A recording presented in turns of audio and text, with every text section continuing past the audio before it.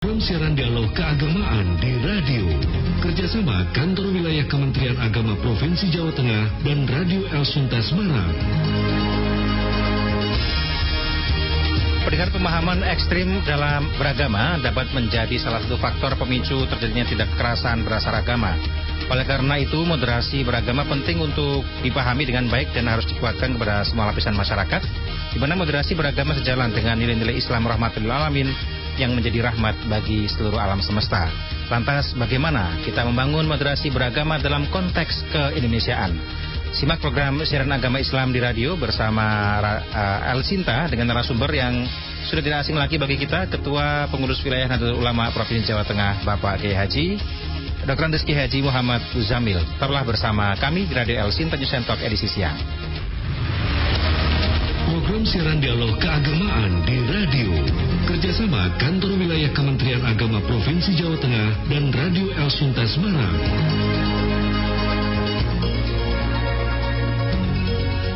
Saya akan sapa narasumber kita hari ini, sudah hadir di tengah-tengah kita. Luar biasa sekali, ini sepertinya pertemuan yang ketiga. Sepertinya ini memang rezekinya El Sinta, berkahnya El Sinta kedatangan orang-orang soleh macam beliau. Kita akan sapa Ketua PBNU Provinsi Jawa Tengah, Dr. Andes Kiai Haji Muhammad Muzamil. Pak Muzamil, Pak Kiai, selamat siang, Assalamualaikum.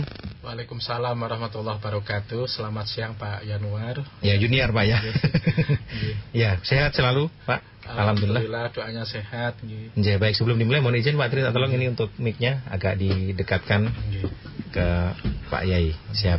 Jadi kita akan berbincang ya, satu topik yang sebenarnya ini sudah sering kita perbincangkan, tapi memang harus terus kita sampaikan karena memang moderasi itu penting, apalagi kita sebagai bangsa Indonesia yang beragam, yang penuh dengan berbagai macam suku, ras, bahkan agama.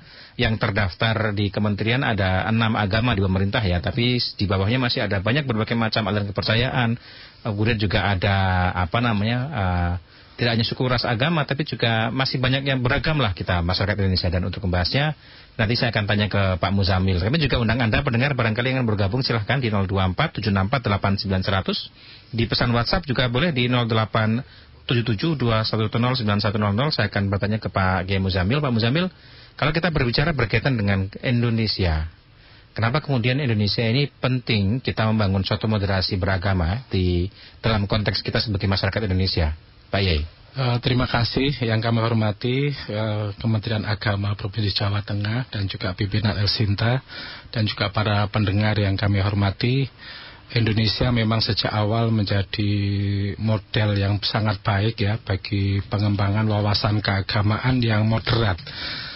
Karena Indonesia ini mayoritas adalah Ahlus Sunnah wal Jamaah, artinya mengikuti Rasulullah dan para sahabatnya bagi umat Islam.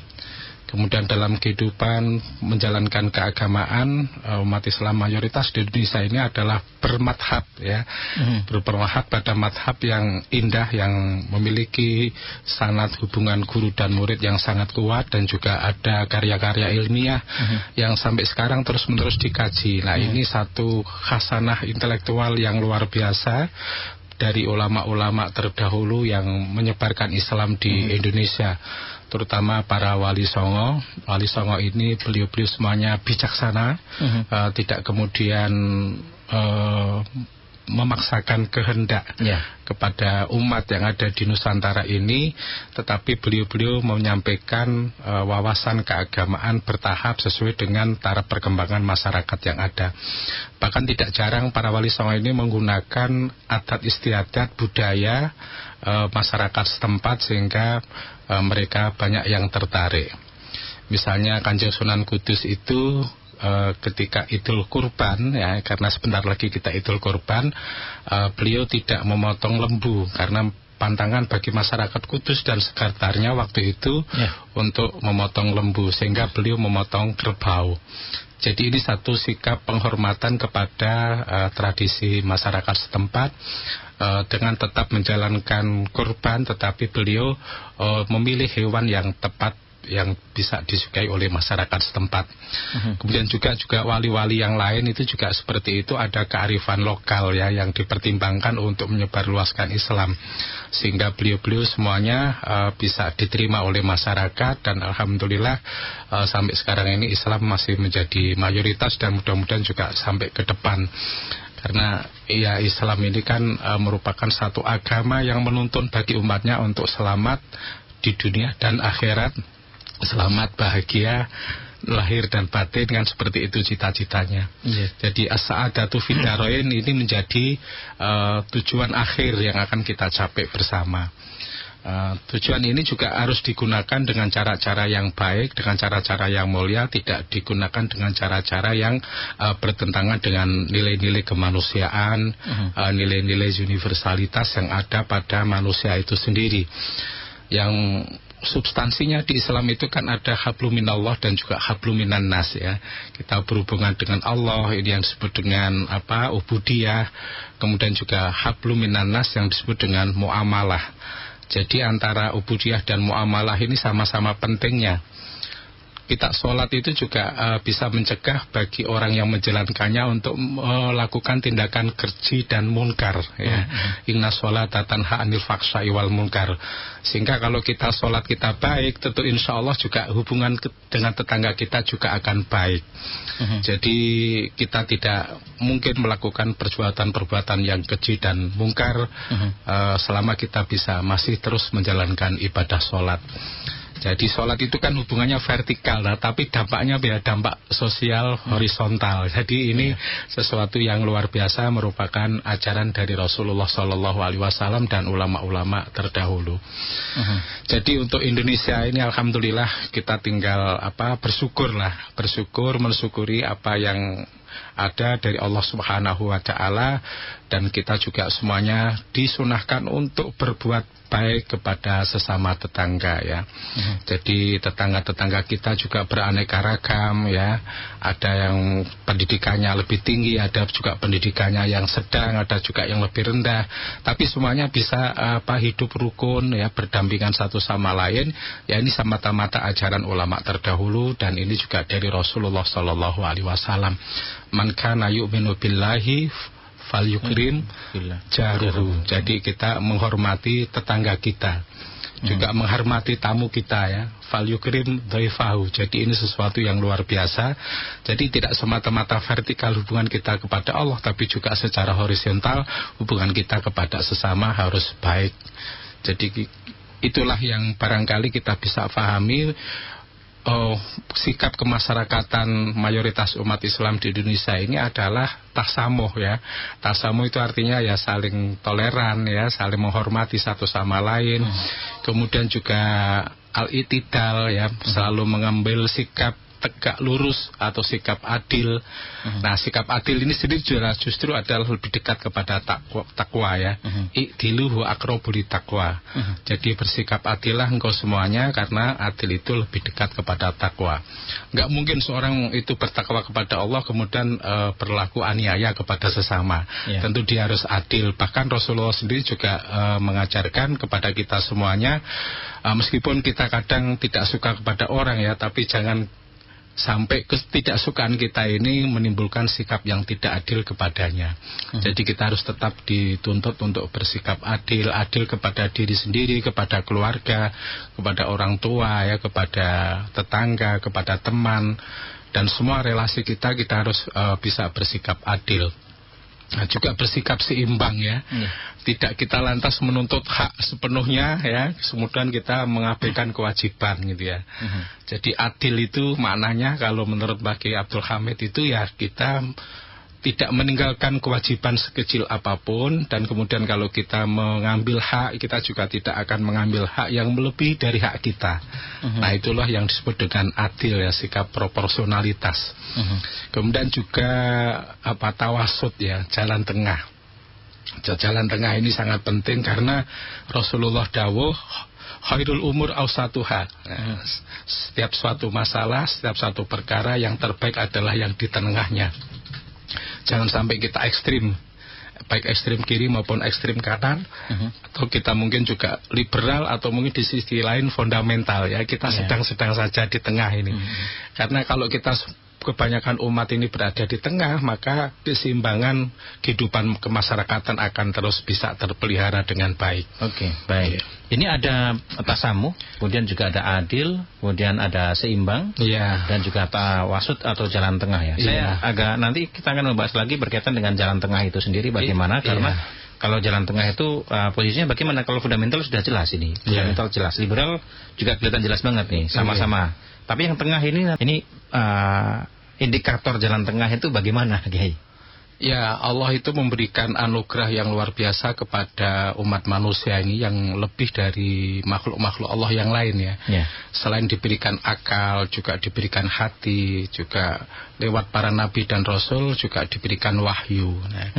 Jadi oleh karena itu kita gunakan nikmat karunia Allah Subhanahu wa taala ini secara proporsional, di mana wahyu itu kita dahulukan, kita fahami dengan menggunakan akal kita, dengan hati kita, kita yakin atas kebenaran wahyu itu, maka kita gunakan semua potensi yang ada ini secara proporsional.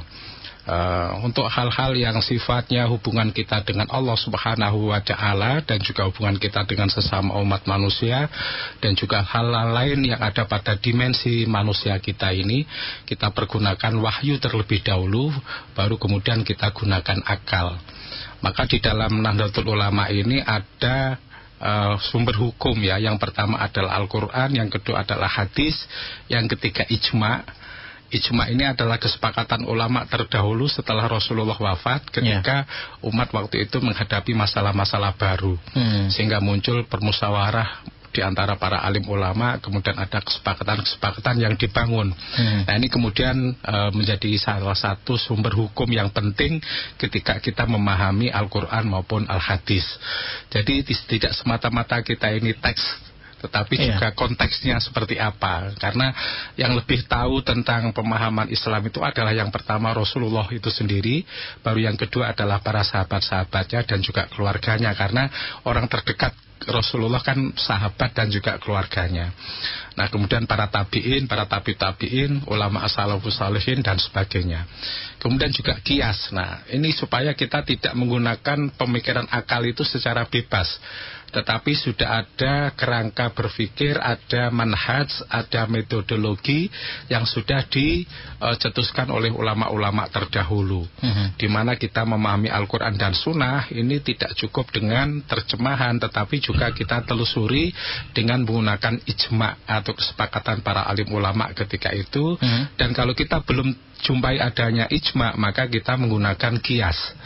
Nah kias itu analogi ya, analogi terhadap suatu masalah yang sudah ada ketentuan hukumnya dengan masalah-masalah baru yang belum ada ketentuan hukumnya, karena ada persamaan ilat. Jadi argumentasi hukum, latar belakang hukum, atau prinsip-prinsip persoalan itu sendiri ya, ini kita dikaji oleh ulama-ulama kita. Nah sekarang ini sangat berkembang sekali istihad yang dilakukan oleh para alim ulama, terutama di dalam menggali hukum dari sumbernya yang asli, yakni Al-Quran dan Al-Hadis. Dan ini ulama selalu melakukan istihad secara jama'i, tidak secara individu kayak dulu ya. Kalau Imam Syafi'i, Imam Maliki, Imam Hambali itu semuanya istihad secara individu, tapi sekarang ini semuanya dilakukan secara musyawarah. Kalau di NU ada istilah basul masail. Kita ada masalah-masalah baru yang kemudian belum ada rujukan hukumnya, lalu di situ didiskusikan oleh para ulama dengan metode-metode yang sudah disepakati oleh ulama terdahulu. Nah ini untuk menjamin supaya kita ini betul-betul on the track di dalam jalan tengah itu. Ya, tidak berlebihan menggunakan akal di satu sisi, dan juga tidak memahami yang keliru dalam memahami nas atau Al-Quran dan Sunnah. Baik, ada pendengar sudah menunggu ternyata. Siap, ada Pak Ahmad di Jembalang. Kita akan sama Pak Ahmad. Selamat siang, silakan. Assalamualaikum Pak Kiai Muzamil. Waalaikumsalam warahmatullahi wabarakatuh. Monggo silakan Pak Ahmad. Salam hormat buat Pak Kiai dan Mas Yumiar juga ya, ini penyiarnya ya. Nggih, laras sama-sama hormat Bapak. Pak Kiai, saya tuh sedang berpikir sedikit global. Kan ada hadis yang mengatakan bahwa tidak akan matinya seorang yang tanpa ada baiat di pundaknya seperti ini saya lupa, kalau tidak orang munafik, orang musyrik atau orang apa, mohon diluruskan Mbak Kiai. Tapi baiat yang dimaksud itu kan baiat terhadap khalifah ya. Ini bukan saya tidak pernah ikut HTI sama sekali ya. Tapi saya mau mengamalkan hal itu begitu, hadis itu, karena setahu saya itu hadis sahih begitu ya. Jadi bagaimana kemudian Indonesia ini kita bisa tetap, karena saya percaya bahwa sistem demokrasi ini tidak perlu dirubah. Itu sudah hal matang yang sudah dipikirkan masa-masa oleh pendiri negara kita dahulu, dan sudah tidak perlu dirubah. Dan tidak ada yang salah dari demokrasi ini. Mungkin orang-orangnya yang bermasalah, tapi demokrasinya tidak. Kan seperti itu ya Pak Kiai ya. Cuman pertanyaannya adalah bagaimana kemudian Indonesia ini bisa menghadirkan negara yang Islami. Tadi kalau dengan tema moderasi beragama gitu ya, dia moderat, tapi kalau syukur-syukur ini saya ini pikiran global saya ya, Indonesia itu menjadi sentra atau awal dari berdirinya negara Islam secara keseluruhan di dunia begitu. Jadi Indonesia itu menjadi patokan. Turki nanti kalau mau ngapa-ngapain tanya Presiden Indonesia. Arab Saudi kalau mau ngapa-ngapain, tanya Presiden Indonesia. Nanti Suriah juga demikian, Mesir demikian, Libanon. Jadi bagaimana supaya kita, negara Indonesia ini tadi bisa maju dan menjadi pelopor begitu untuk tegaknya kepemimpinan keislaman di dunia Pak Kiai. Ngoten mawon Pak Kiai, Muzamil sehat selalu. Amin. Terima kasih ya Pak Ahmad ya. Ini sebenarnya kalau kita dalam konteks referensi dunia sudah ya.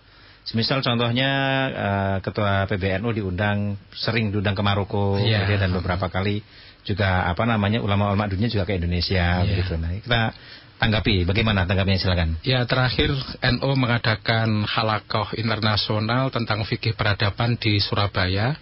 Kemudian Harlah NU yang ke-100 tahun ya, atau 1 abad NU di Sidoarjo.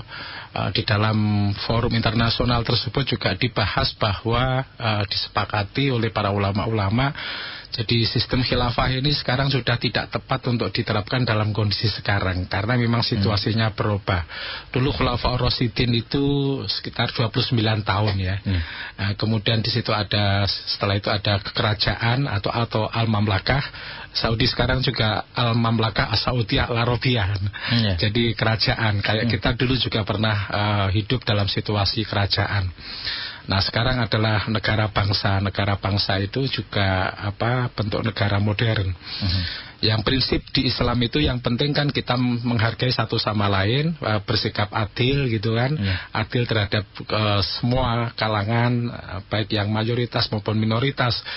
Yang mayoritas mau melindungi yang minoritas. Nah, kita lihat misalnya orang Majusi ya, itu bisa berkuasa sampai 4.000 tahun. Itu karena sikap adil mereka. Yang terakhir itu Anusirwan itu sampai kemudian ketika meninggal Rasulullah SAW itu juga ikut belasungkawa karena keadilan yang diterapkan oleh pemimpin pada saat itu.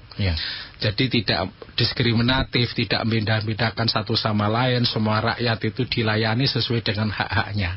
Nah, inilah kemudian di dalam negara modern diakomodasi bahwa persamaan hukum di hadapan hukum dan undang-undang.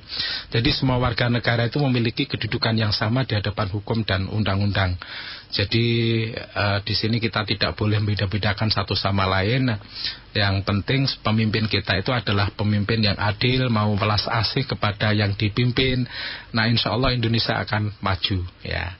Karena keadilannya, karena wawasannya yang luas, dan kemudian upaya-upaya pendidikannya yang mencerahkan, kemudian kegiatan-kegiatan sosial juga tidak diskriminatif, pembangunan dilakukan secara merata, tidak hanya Indonesia Barat tapi juga Indonesia Timur, tidak hanya warga masyarakat kelas menengah ke atas yang mendapat menikmati pembangunan, tapi juga masyarakat kelas menengah ke bawah ini yang juga harus diperhatikan. Jadi semuanya diperlakukan sesuai dengan prinsip keadilan itu di dalam pemerintahan kita. dan juga ada asas pertanggungjawaban yang baik gitu kan, yang dari pemerintah kepada DPR, kemudian DPR juga bertanggung jawab kepada yang baik kepada para pemilih atau konstituen ini satu sistem demokrasi yang merupakan hasil permusyawaratan. Nah, yang penting itu kan sistem apapun yang mau kita terapkan itu adalah hasil konsensus kesepakatan kita. Pendiri-pendiri bangsa dulu sudah mengambil konsensus, mengambil bentuk negara kesatuan Republik Indonesia ini adalah satu pilihan yang tepat. Kalau waktu itu menerapkan khilafah tentu juga akan protes ya.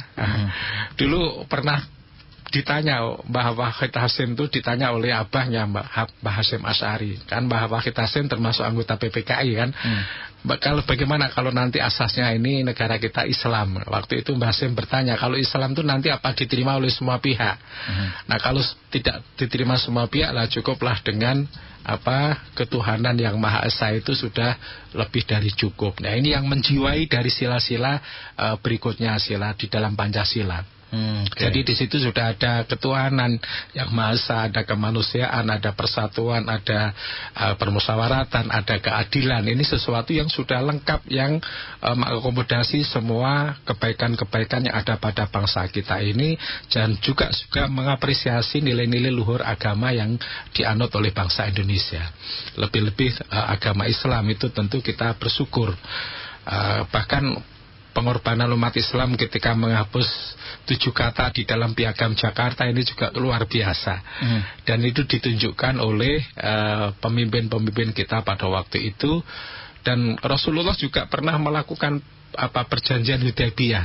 Perjanjian Hudaybiyah ini juga luar biasa dan akhirnya diterima oleh semua pihak. Jadi kita sebagai umat manusia melakukan kesepakatan, melakukan perjanjian, dengan juga ini kita terapkan di dalam perdagangan, kemudian dalam hal politik ya, dan semua segi kehidupan. Yang penting kita tidak ingkar janji. Kita tidak boleh ingkar janji kan. Janji itu adalah hutang, al-wa'du dainun. Janji itu ada hutang. Jadi tentu kita nanti akan ditanya komitmen kita seperti apa atas kesepakatan-kesepakatan yang kita bangun bersama ini. Jadi memang tidak boleh ada penentangan antara Islam dan Pancasila karena semua sudah menjadi produknya, juga ulama juga dulu terlibat di sana. Umat Islam juga sudah menerima dan itu menjadi bagian dari perjanjian kita lah. Kalau dulu mungkin ada Piagam Madinah zaman Rasulullah ya. Saya bacakan beberapa pesan singkat sudah masuk ya, Pak Yai. Ada beberapa pesan yang cukup banyak. Ini yang pertama, Pak Toto di Gunung Pati menanyakan menyikapi paham ekstrim yang mungkin terjadi di sekitar kita, apakah langsung ditentang keras, katanya begitu. Kemudian ada lagi Pak Farid di Semarang, Islam rahmat bagi alam semesta ini harus ditekankan untuk menyikapi berbagai perbedaan yang ada. Ini pendapat berarti ya. Bu Susi di Ngalian, pernah dengar ada keluhan warga kalau di Kendal itu ada ponpes yang melakukan pengajian di malam hari menggunakan pengeras suara. Selama ini yang bersangkutan cukup terganggu karena suaranya menggetarkan suaranya menggetarkan bangunan dan kaca rumah. Ditambah sekarang juga ada anak bayi. Ini merasa terganggu dengan pengajian itu ya. Tadi ada Bu Susi di Ngalian. Apa yang harus dilakukan katanya. Pak Zaki di Semarang, sering digaungkan agar antar umat beragama hidup rukun. Apakah ini indikasi bahwa sebetulnya kita ini ada krisis kerukunan katanya. Pak Rauf menyampaikan banyak sekali pengajian dan forum yang ada, saya masih ada kebimbangan memilih pengajian yang tepat. Ada sarankah Pak Ustadz katanya begitu ya. Mohon tanggapannya beberapa pendengar kita. Ya, terima kasih ya. Kalau kita menghadapi api ya jangan kita lawan dengan api ya. Ya, api dengan air ya, itu baru kemudian bisa padam. Jadi kalau amarah seseorang itu kita hadapi dengan sikap marah kita juga kontraproduktif. Jadi kita harus bijaksana, bisa melihat, mensiasati situasi itu, bagaimana menyelesaikan masalah itu, tapi kemudian tidak menimbulkan masalah baru. Atau kita mengambil ikan tetapi airnya tidak keruh. Ini bagaimana, ini falsafah Jawa kan. Mengambil ikan tapi airnya tidak keruh seperti apa. Nah, jadi yang penting adalah keteladanan kita dari para pimpinan di pemerintahan, pimpinan di masyarakat, itu sama-sama memberikan keteladanan yang baik bagi masyarakat kita. Masyarakat kita tentu juga akan melihat sejauh mana apa yang dilakukan oleh pimpinan-pimpinan kita, sehingga disitulah akan menjadi model ya, ditiru ya. Kemudian kalau kita mendengarkan suara bising di malam hari karena adanya pengajian dan sebagainya, tentu kita bisa musyawarahkan lewat pimpinan pemerintahan di tingkat desa atau mungkin di tingkat RT atau RW. Nah, di situ nanti akan bisa kita musyawarahkan baik-baik. Nah, tentu juga ngaji itu yang penting kan berada di lingkungan yang lingkungan kita dan tidak mengganggu masyarakat kita. Bahkan juga kemarin pemerintah juga membuat edaran tentang pentingnya pengaturan penggunaan speaker ya atau toa di dalam masjid ataupun musola. Dan ini tinggal kita tenggang rasa ya, saat adzan boleh dikumandangkan, kemudian pada saat puji-pujian atau kemudian saat membaca doa dan sebagainya bisa kita lakukan secara intern. Tahu insya Allah Allah Maha mendengar ya terhadap apa yang doakan oleh umat kita. Juga Allah itu Maha melihat. Jadi yang zahir maupun yang batin itu Allah selalu melihat, Maha melihat. Jadi Allah tidak pernah tidur lah. Allah tidak tidur. Jadi otomatis lah insya Allah apa zikir kita dan juga ini juga insya Allah dikabulkan oleh Allah Subhanahu wa taala. Tentu saja kita mengajak orang itu sesuai dengan kapasitasnya ya. Khotibunas ala qadri ukulihim. Kalau menurut Kanjeng Nabi itu kita berbicara orang sesuai dengan tingkat akal pemikirannya. Jadi Allah itu memberikan wahyu kepada Kanjeng Nabi ketika Kanjeng Nabi ditanya oleh umatnya, amalan apa yang kira-kiranya bisa mendekatkan kita kepada Allah, itu jawaban Kanjeng Nabi itu sesuai dengan karakter yang bersangkutan ya. Kira-kira ini orang kuat nggak menjalankan yang tingkat tinggi maksimal, kalau sesuai dengan ketingkatannya tuh rendah ya, misalnya dinasihati ya kamu jangan marah itu misalnya, atau mungkin kamu banyak-banyak membaca istighfar, atau kamu banyak-banyak membaca tahlil, tahmid dan kemudian takbir dan sebagainya. Jadi itu sesuai dengan proporsinya. Kita juga kalau ke kiai juga minta doa, juga kiai kita juga akan melihat kira-kira orang ini kalau dikasih suplemen yang lebih tinggi itu kuat apa enggak.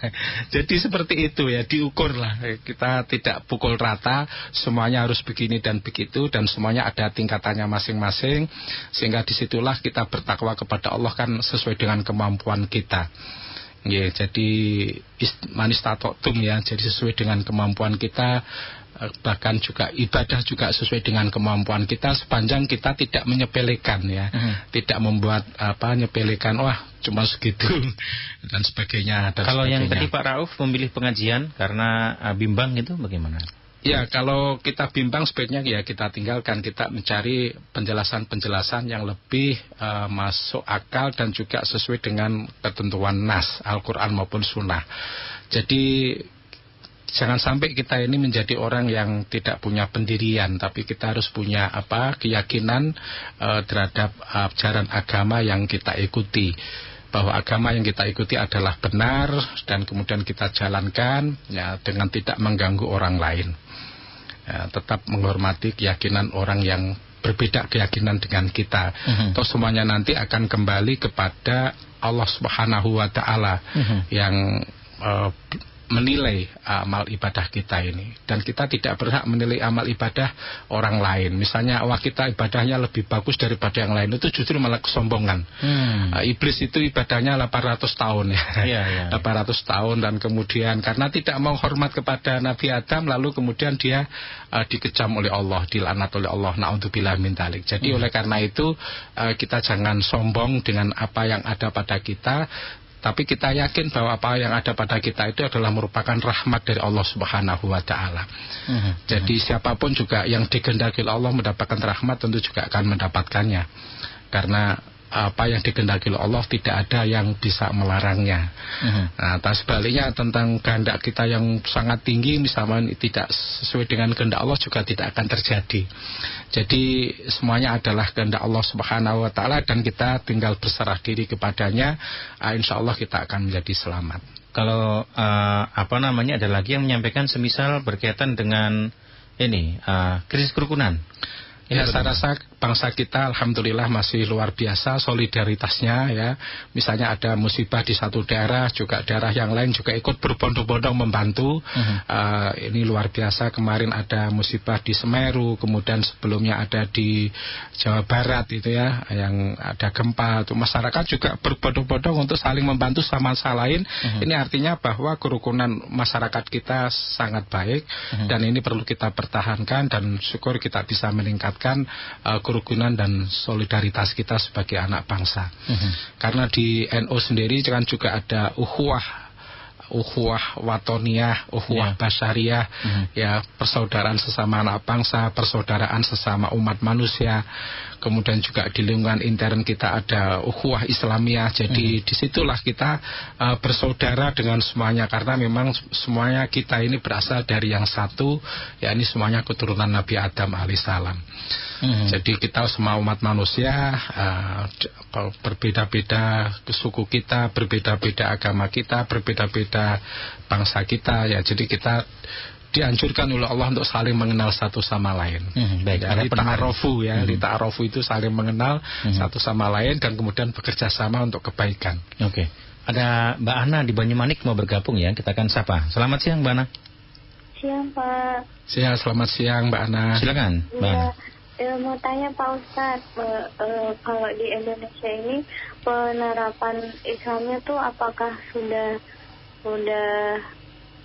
sumul, sudah kafah atau belum? Terus yang harus ditingkatkan lagi untuk penyebaran agama Islam di Indonesia itu tuh yang seperti apa, dan peran masyarakat yang bisa membantu pemerintah itu yang seperti apa ya Pak? Terima kasih. Baik, terima kasih Mbak Ana. Yang penting kita kembali pada masing-masing pribadi kita kan.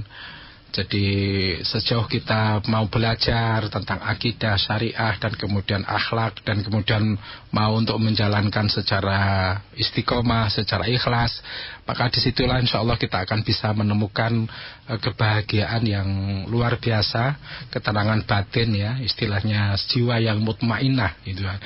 Dan ini tentu juga pengalaman keagamaan setiap orang itu tidak sama ya. Tergantung kepada pendidikan, tergantung kepada penghayatan dan juga pengamalannya. Jadi setiap orang itu punya kemampuan yang tidak sama. Dan kalau kita ritual keagamaan memang semuanya bisa dijalankan dengan berjamaah. Misalnya sholat fardu, kemudian sholat sunnah, terutama ketika Idul Fitri maupun Idul Adha, itu semuanya kita bersama-sama seperti itu ritualnya. Kemudian kita juga bisa mengembangkan semangat persahabatan kita, semangat kemanusiaan kita, semangat kemasyarakatan kita untuk berbuat yang terbaik kepada sesama. Untuk berbuat baik itu lebih mudah karena kita diam saja kita sudah kelihatan baik, tidak neko-neko ya. Tapi untuk bisa bermanfaat kepada sesama ini butuh perjuangan. Khairun nas anfa'uhum linnas. Jadi sebaik-baik manusia adalah yang bermanfaat bagi sesama. Maka kita tidak hanya ingin sekedar baik, tapi juga bermanfaat ya. Bagaimana kita punya ilmu sedikit ya, hasil studi kita bisa ajarkan pada teman-teman kita yang belum tahu, atau kepada adik-adik kita yang belum tahu. Kita punya problem dan kemudian kita bisa mampu menyelesaikan masalah, dan kita lihat teman kita juga ada masalah lalu kita ikut membantu. Lah disitulah indahnya kehidupan kita selaku umat yang beragama. Jadi kita membantu sesama itu satu kepuasan batin ya kalau kita mampu. Tapi kalau kita belum mampu, paling tidak kita tidak mengganggu orang lain. Jadi ini sesuatu yang sangat indah yang diajarkan oleh Rasulullah Shallallahu Alaihi Wasallam dan para sahabatnya. Nah, supaya masyarakat kita tetap religius ya, memiliki jiwa keagamaan yang baik, maka selain pendidikan juga keteladanan. Suri toladan ini sangat penting karena Rasulullah Shallallahu Alaihi Wasallam adalah uswatun hasanah ya, suri toladan yang baik bagi kita semuanya di dalam hal mengharap ridho Allah Subhanahu Wa Taala. Jadi kita ingin kehidupan kita bahagia di dunia, juga bahagia di akhirat ya, seperti doa kita sehari-hari, Rabbana atina fid dunya hasanah wa fil akhirati hasanah wa qina adzabannar. Jadi kita ingin bahagia di dunia, juga nanti bahagia di akhirat. Kalau sekarang di dunia ini kita belum bisa bahagia, ya paling tidak nanti di akhirat kita akan bisa bahagia. Karena di akhirat nanti kita akan lebih lama, lebih abadi timbang di dunia ini yang fana. Kita maksimal mungkin 100 tahun atau mungkin ada 110 tahun ya. Tapi rata-rata 60 tahun gitu kan. Jadi dunia ini hanya sementara. Bahkan juga ada yang remaja, ada yang anak-anak yang juga kemudian sudah dipanggil oleh Allah Subhanahu wa taala. Jadi ini kita nggak tahu kapan saatnya ajal tiba, ya kita pergunakan ini sebaik-baik mungkin. Sewaktu-waktu kita dipanggil, tetap kita dalam keadaan siap, dalam keadaan husnul khotimah. Ini harapan kita bersama. Iya, baik. Kalau ini di sesi akhir berarti ada sekitar 5 menitan lah kita berbincang. Kalau kemudian tadi sempat berkaitan dengan konsep Pancasila, artinya sudah menjadi penerimaan kita bersama. Bagaimana kemudian kita sebagai umat Islam ini dalam konteks mengamalkan nilai Pancasila di era sekarang, apalagi sekarang sudah disrupsi juga terlihat jelas begitu. Kemudian juga kita bisa berinteraksi dengan siapapun tanpa batas begitu. Bagaimana menyikapi itu, Pak Yai? Ya, memang di kalangan Islam itu sendiri ada beberapa corak pemikiran ya, ada beberapa corak pemikiran, dan itu kita tidak nafikan, dan semua itu dialektika pemikiran itu selalu saja terjadi.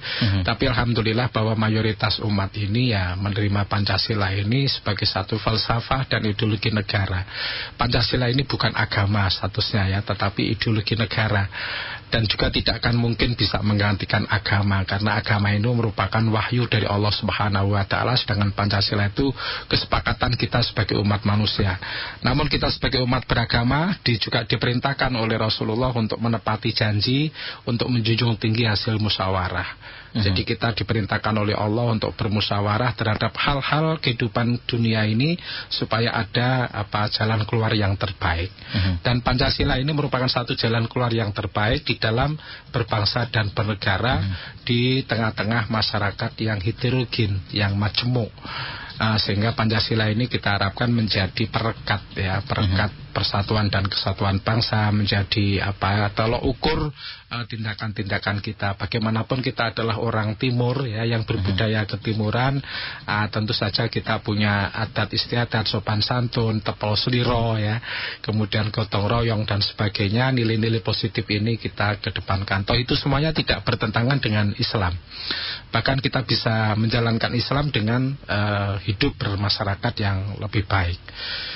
Karena apa artinya kita hubungan kita dengan Allah baik, tetapi dengan semuanya tidak baik juga. Justru nanti amal ibadah kita akan menjadi minus, karena akan banyak tagihan-tagihan nanti di akhirat. Na'udzubillah min dzalik. Begitu ya. Ketika kita menganiaya seseorang ini akan menjadi persoalan yang panjang. Meskipun hanya aniaya kata-kata. Iya, karena kata-kata itu kadang menyakitkan hati. Kemudian nanti kita di akhirat nanti ditanya, kemudian siapa yang pernah disakiti. Rasulullah sendiri ketika mau wafat kan juga berpidato yang sangat luar biasa kepada para sahabat-sahabatnya. Di antara kalian siapa yang pernah saya sakiti, yang dengan tidak sengaja saya lakukan. Kemudian ada salah seorang sahabat yang dan tunjuk jari kan. Ada sahabat Ukasah yang tunjuk jari. Saya Rasulullah waktu itu, Rasulullah naik kuda dan pecut Rasulullah itu mengenai badan saya. Dan waktu itu saya mengalami sakit gitu kan. Kemudian akan membalas, kemudian baju sudah dilepas, tapi kemudian sahabat Ukasah memeluk. Nah, kemudian berbisik, Rasulullah mohon maaf, Rasulullah pernah mengatakan barang siapa yang memeluk diriku, insya Allah nanti bersamaku di surga. Jadi tujuannya seperti itu ya. Jadi ini semua kemudian menjadi haru. Tapi betapa Rasulullah memberikan contoh yang luar biasa. Jadi sebelum beliau wafat juga supaya hakul adami ini tidak ditanggung oleh beliau. Jadi makanya ketika ada orang wafat di Indonesia ini, keluarganya minta dimaafkan semua kesalahan-kesalahannya, dan kalau ada hakul adami misalnya utang piutang untuk bisa diselesaikan dengan sesama keluarga. Ini karena nanti supaya amal ibadahnya nanti di kemudian hari tidak defisit. Defisit ya. Oke, baik. Terakhir ada pesan yang disampaikan di akhir perbincangan kita, Pak Yai. Ya, terima kasih. Kita saling berpesan dalam hal kebaikan dan kesabaran. Bagaimanapun kita ini manusia biasa yang masih banyak kekurangan, masih banyak kesalahan. Tentu saja masing-masing ada nilai plus dan minusnya. Alangkah baiknya kalau kita selalu sabar, memberikan pesan dan juga menerima pesan dalam hal-hal kebaikan untuk mendekatkan diri kepada Allah Subhanahu wa taala. Jadi teman yang baik atau suami istri yang baik, keluarga yang baik itu adalah yang bisa membawa kita untuk lebih dekat kepada Allah dan selalu berbuat baik kepada sesama. Mohon maaf, nyuwun pangapunten sedalepat ya, kita saling mendoakan semoga-moga kita selalu mendapatkan perlindungan dari Allah Subhanahu wa taala, mendapatkan pertolongan dari Allah Subhanahu wa taala. Ya. Baik, terima kasih Kiai Muzamil atas waktunya, dan demikian mendengar dan juga netizen wawancara kami bersama dengan Ketua PWNU Jawa Tengah Kiai Haji Muhammad Muzamil, dan nantikan program kami berikutnya. Selamat siang, sampai jumpa. Program siaran dialog